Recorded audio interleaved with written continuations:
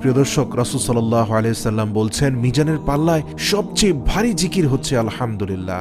প্রিয় দর্শক, যদি রমজান মাসে একবার আলহামদুলিল্লাহ বলি তাহলে এটি 70 গুণ বেশি সওয়াব পাবো, অথবা আলহামদুলিল্লাহ এটি একটি নফল জিকির হলেও আমরা ফরজের সমান সওয়াব পেয়ে যাব। সুবহানাল্লাহ। তৃতীয় জিকিরটি হচ্ছে লা ইলাহা ইল্লাল্লাহ। এটি হলো সর্বোত্তম জিকির। ইবনে মাজাতে 1249 নম্বর হাদিসে রয়েছে, লা ইলাহা ইল্লাল্লাহ, আল্লাহ ছাড়া কোনো ইলাহ নেই। কলব থেকে এই জিকিরটি করতে হবে। এটি রাসূল সাল্লাল্লাহু আলাইহি সাল্লাম বলেছেন সর্বোত্তম জিকির। প্রিয় দর্শক, এই জিকিরটি আমরা রমজান মাসে করলে 70 গুণ সওয়াব পাবো। সুতরাং কেন রমজান মাসে অবসর সময়ে টিভি আর মোবাইল ফোনের সময় কাটিয়ে নষ্ট করব? চলুন লা ইলাহা ইল্লাল্লাহর জিকির প্রতিবার করি আর 70 গুণ সওয়াব পেয়ে যাই।